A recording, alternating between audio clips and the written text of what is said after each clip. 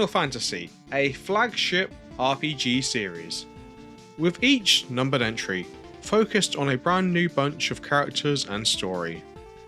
But Final Fantasy VII, the first 3D entry into the series, became a real fan favourite. With FF7 Rebirth shortly releasing, we'll take a look at Final Fantasy VII's journey to Remake and its legacy, and beyond.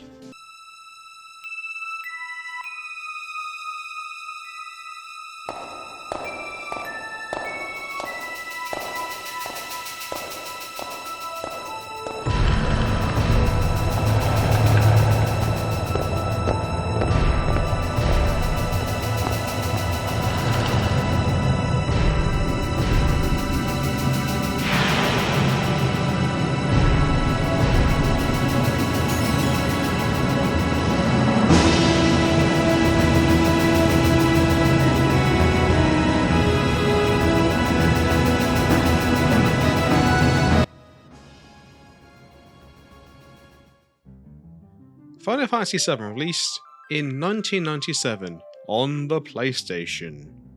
As mentioned earlier, it was the series' first 3D entry. It was also the first to have pre-rendered cutscenes, and the first not to release on a Nintendo console. Well, until it came out on the Switch over 20 years later. With this entry being a bunch of new firsts for the series, it opened up the possibilities for a whole new audience. This resulted in it being a formative game in the greater franchise going forward.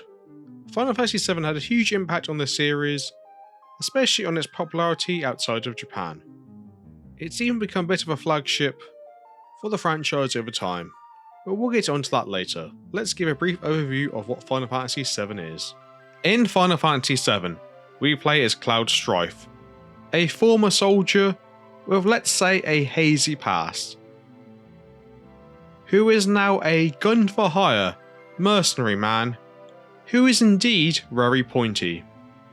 Old Cloud is hired by a ragtag team of eco-terrorists to blow up some reactors. Things escalate as they do in Final Fantasy, and you and your party end up fighting God or something. See, I told you it was a very brief overview. It's safe to say Final Fantasy VII left an impression, but the Final Fantasy franchise marched on, with new games and worlds to explore. Final Fantasy released a movie, moved on over to the PS2, and also released a MMO game. But that strong FF7 impression was still lingering in the minds of fans.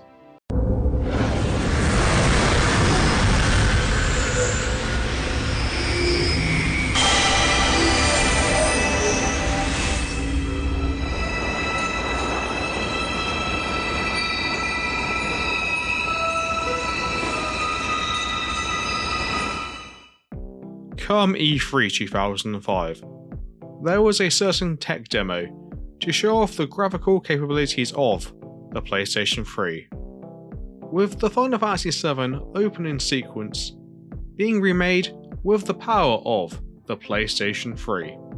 This is where the idea of a FF7 remake started gaining steam with fans, but it would still be a while before that would happen.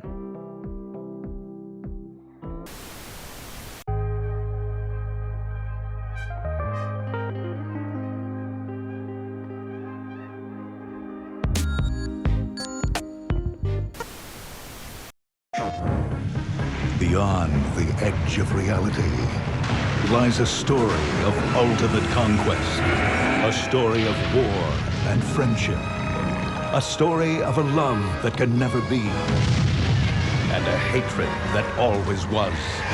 And now, the most anticipated epic adventure of the year will never come to a theater near you.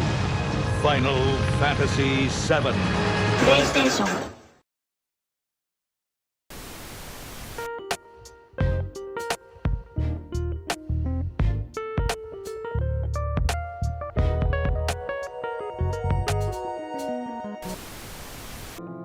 But Final Fantasy VII would get some spin-offs, and also one movie. Final Fantasy VII was back for a little while, but the overall franchise will keep marching on with new games and the like.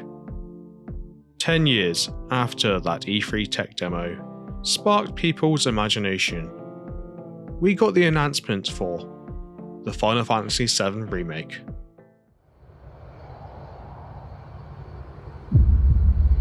Long ago, we looked upon a foreboding sky.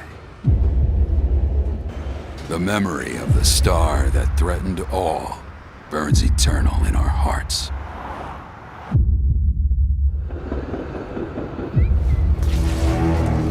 In its wake came an age of silence. Yet with each fond remembrance, we knew those encountered were not forgotten. That someday we would see them again. Perhaps it was no more than wishful thinking.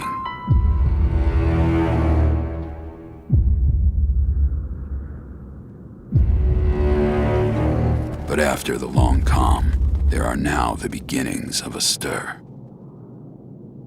The reunion at hand may bring joy, it may bring fear, but let us embrace whatever it brings. For they are coming back. At last, the promise has been made.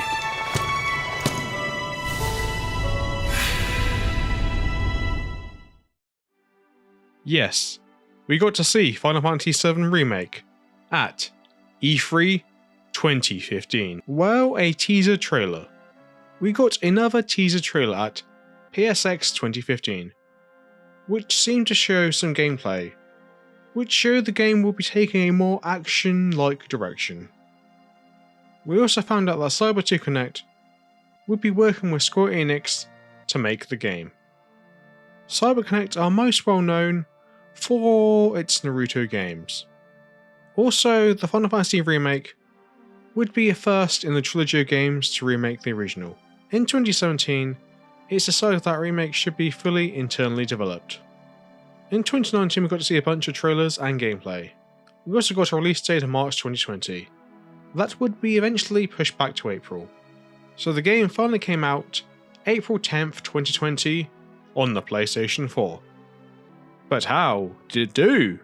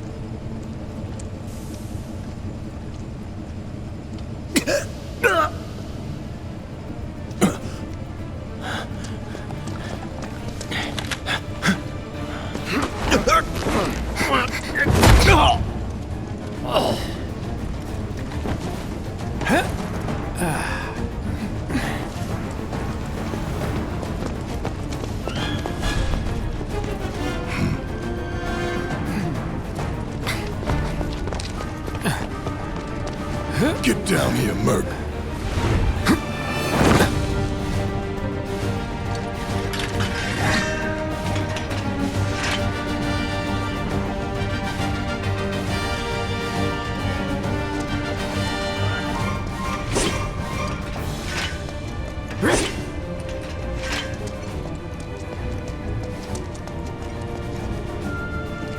Halt!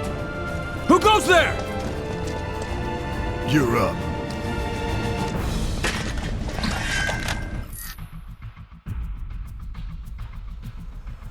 You're coming with us. Nice and easy. Don't think so. Not bad. While the game was critically and commercially successful, even though the game did only take place in Midgar, which was only a small part of the original, meaning that some parts felt kinda stretched out. Those who played the game found out the game was, say, a bit more than a remake, it was a rebuild. If you know, you know. If not, let's just say things could be different in this new remake trilogy compared to the original. After that, a Final Fantasy VII Remake got PS5 and PC ports. Also a DLC campaign called Interlude. More spin-offs, a remake remaster of all of the other spin-offs, Crisis Core. I must mention one of the spin-offs, The First Soldier, has already been shut down. This leaves us with Rebirth, which is part 2 of the remake trilogy. Due to be released February 29th, 2024. And now with that, we're up to date and in the present day. Do you think it will most likely be over 30 years since Final Fantasy VII came out by the time the remake trilogy is probably finished releasing? The world and the characters of Final Fantasy VII will still have a lasting impact after all this time. They've even been chosen as franchise representatives in something like Smash Bros. In fact, both Final Fantasy characters are both from 7 and Smash Bros. But with that, this was the brief history of Final Fantasy VII Remake, or something like that. Well, thanks for watching. Remember to do those engagement things like, subscribe, comment, share, whatever. Also, you'll see a recommended video that YouTube has gone, hey, we think you'll like this video. Will you? Will you not? Click the video to find out. Anywho, the video will now end after I finish speaking with my voice.